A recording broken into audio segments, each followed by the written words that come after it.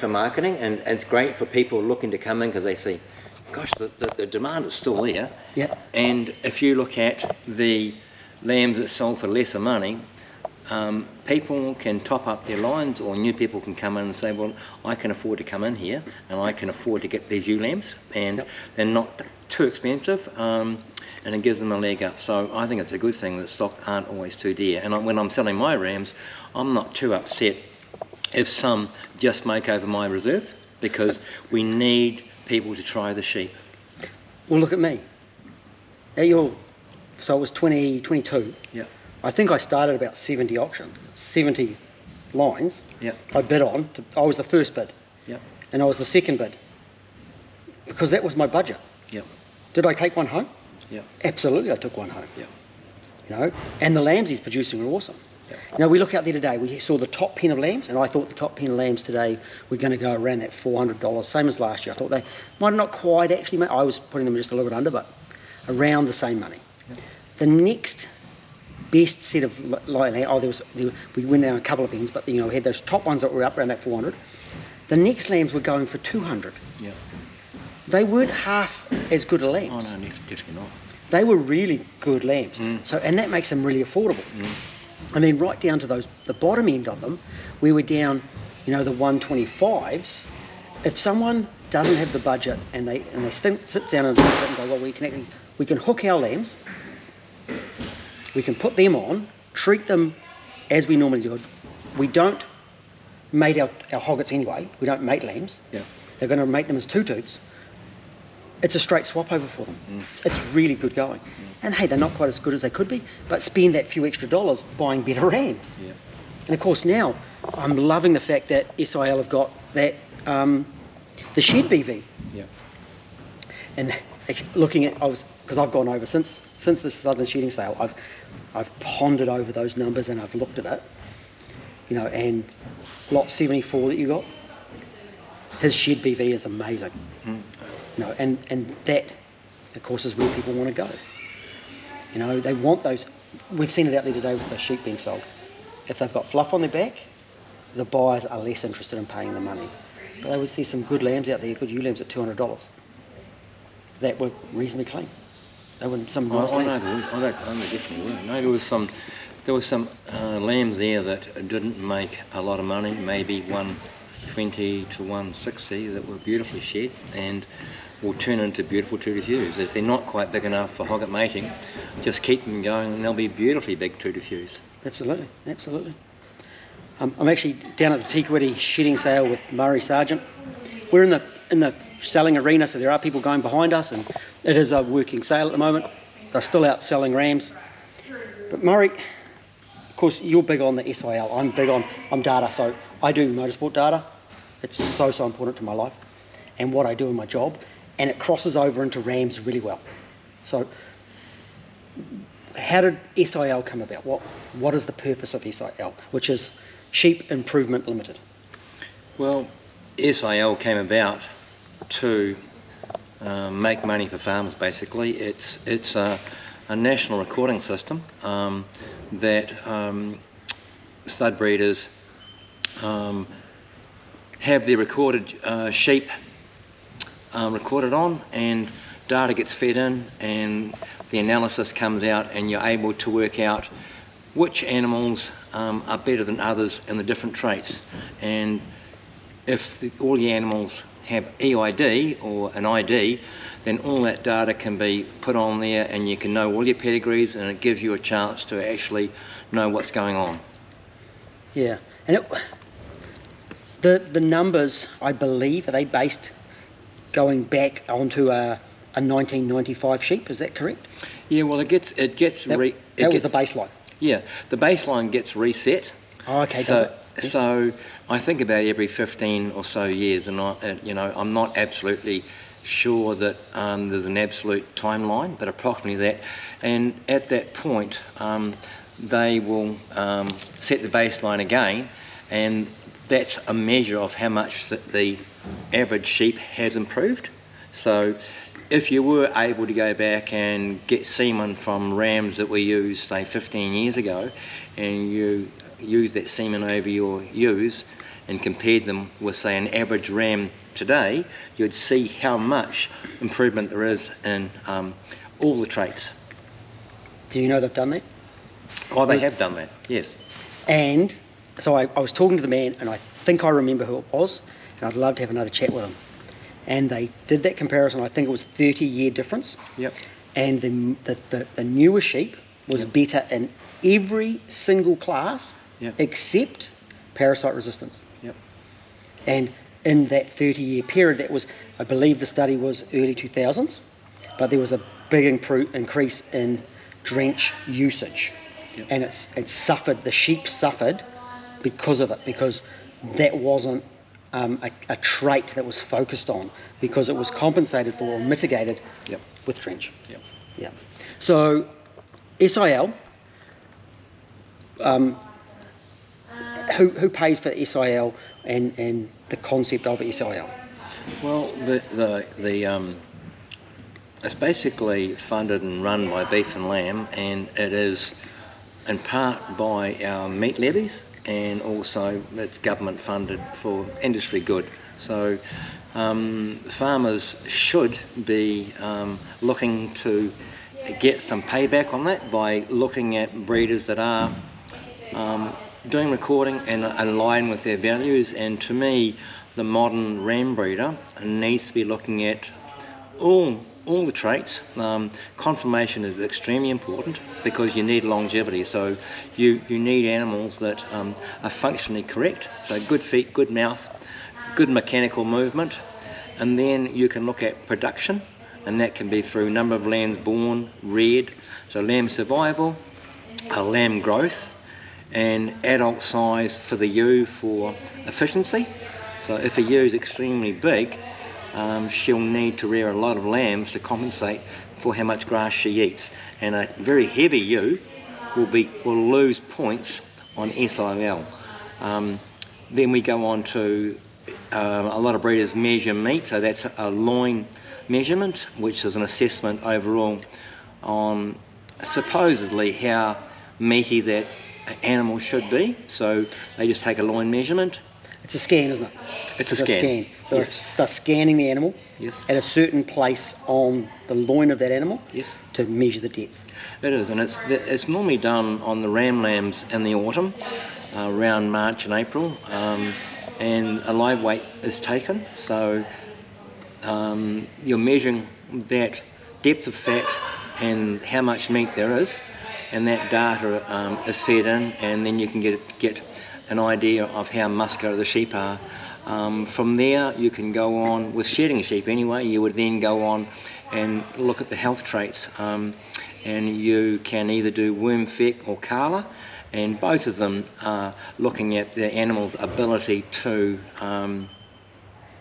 do better not having parasites. So feck, worm feck is straight out trying to get animals that basically boot out the eggs and don't put up with the worms, and the saliva test is an antibody test, but they'll both end up in the same position. And another thing that's very important is a lot of areas is facial eczema tolerance, and that's a very, very important trait as well to select for. Absolutely. And facial eczema is slowly travelling down New Zealand too. So there's something to consider as well. Of course, it's coming for the Southland breeders. They don't have to deal with it yet, but it will get there. Yes. So if they're not ready, it can cause massive losses. I've actually got a ewe. At some point, I'd like to show the liver of that ewe because she's had facial eczema. Yep. Had a really bad year a couple of years ago, and the production of that ewe just dropped. And it can be a bit of a hidden production killer because the ewes can suffer from it but not always show the symptoms. Yep. And then when you put them under pressure, they just fall apart. Yep. Absolutely fall apart, and it's a huge cost to the industry. Yep. Yeah. Now, the numbers, you feed in raw numbers. Yep. So as a breeder, the breeders feed in raw numbers. Yep. And then there is an algorithm system Yep. behind the scenes that then spits out indexes and breeding values. Yep. Some of them are in dollar figures, aren't they? But you can basically go, this one wants to be higher, this one's lower, and higher is better as such. Yep. And there is some benefits, though not totally, because not every farm is linked, is it? So you could put a ram of one property against a ram of another property, and the numbers don't always correlate perfectly, do they? No. And so that's one of the downsides of SIL. But depth of data makes the difference. So years of data is where it really makes a difference in those situations, isn't it? Yeah. So what I would say is that SIL would like farmers to at least swap a ram with another breeder that they align with well, another stud breeder, or more, and get connectedness or linkage so that you can compare. By using one ram and more than one flock, you can compare all your rams, and it gives you a better chance of actually working out how good your animals are on a comparative national basis. So if you're extremely well connected, then you are more likely to have greater variation in your indexes. You'll get some extremely high, and some of the animals that you thought were quite good will drop off, but at least you know where you stand. But you know, SIL is great in that all we have to do as breeders is put in the raw data. There are several bureaus that will quickly put it through the system, let the computer do the work, and they'll send you back indexes that allow the breeder and eventually the buyer look at the dollar values of the animals overall, or individually they can look at different traits like lamb survival or lamb growth or size of the ewe, adult ewe, or the meat index, or you can have a index for worm feck or cala or shedding or facial eczema. It's all there. So I personally see there's a tremendous gain in buying recorded rams as opposed to unrecorded, because it's extremely unlikely that a unrecorded ram will have had that amount of analysis done to make a person be able to buy that ram and use it for confidence, because you're not going to know what he's going to end up with progeny wise, how productive they'll be, how well they'll shed. What you see with a ram isn't always what you get. He can't always pass it on. By breeding through SIL, you'll get cumulative gains, and the bureaus will feed you back the information, and they'll give you indexes, and they will assist you in making good choices in each of those traits if you want to make improvements. Yeah, and the unrecorded thing's really interesting, because my first ram, he was just a ram on the farm. Yep. And he gave beautiful lambs. Yep. Gorgeous lambs. And then 2 weeks out from tupping, he died. So I needed a ram. So I scratched together as much money as I could, and I paid $1,000 for a nice looking flock ram. Yep. The results out of him were terrible. So he was a big ram. I liked the big ram. Yep. He had a little bit of fluff on his back. No history other than that. Feet, I checked his feet, and they were beautiful. Yep. I had 99% of my lambs with beautiful feet. Yep. But of the ewe lambs that I kept from him, 40% Yep. didn't shed. Yep. I'm cutting heads off. Because, and I'm not talking just a little puffed on the back. Yeah. That would be acceptable. I'm talking they are now they're a 7, so they've still got 30% of their wool on. Yeah. Actually, that's the best of them. The other one, she actually got the shears over it, and I watched as it came off. She's probably a 55 or 60, which to me Yep. makes her a 50%, Yep. a 5. Yep.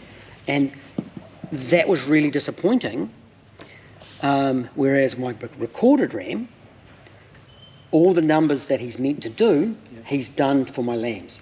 And my survival rate's improved, and my shedding's improved, and my growth rate's improved. And that's the difference, is like that without being able to measure it, you don't always know what results you're going to get. And you can't get consistent results. And that's the thing with the recording. I drew a little graph in my head or in the air for Murray before. And it's with regard to the average. And a ram and sheep and animals breed to an average. So you'll have a ram and he will produce, let's say he produces his average lamb weaned is 34 kilos.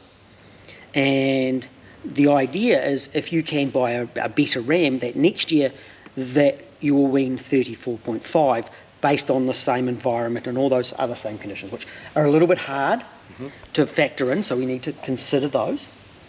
But every year you improve ever so slightly, and you do that by measuring. And the idea is that the farmer doesn't have to do the measuring. No. The breeders do the measuring. And they take the risks. So the buyers are buying a known product. And that's the idea, isn't it? And that's a big part. They're buying a known metric to improve their flock. And consistency. So I think really the next thing we need to do is we actually need to explain some of those numbers and work through some of what those numbers actually mean. So when I start saying the NZ MW plus M, that people actually understand that, and then the correlation between DPM and DPG, which is a foreign language to a lot of people. And also looking, I think whilst we're doing that, actually being able to look at a catalogue and to analyse the additional data, the non-SIL data that is provided by the ram buyer. I was at a sale with Murray recently, and he chose not to buy a ram because it was too fertile. And that isn't always contained completely within the numbers. There was an element of that because we've got there are some numbers that cover that, but there was additional information in there that is used. So I think we're going to pretty much call that a day for today. Okay. And I'm going to catch up with Murray another time, and we're going to have some ram catalogues from this year. The ram season's pretty much finished. The ram buying season's pretty much finished. Most people should have their rams on farm by now and be looking after them. But for me, it's a really good time to look over this information and to learn about it, because then people have got time to digest it and come back in a year's time and go, what can I buy? What can I learn? Though before I go there, and I think one thing that's so important for buyers is the relationship with the ram breeder. I get on well with a lot of people, but I still think that relationship and that chat and just talking to them about how your system works, and then the breeder will go, well, actually, this ram may be more suitable for you. And would you agree with that? As even from your point of view, buying exceptional rams and looking for the exceptional, that relationship is still very important, isn't it?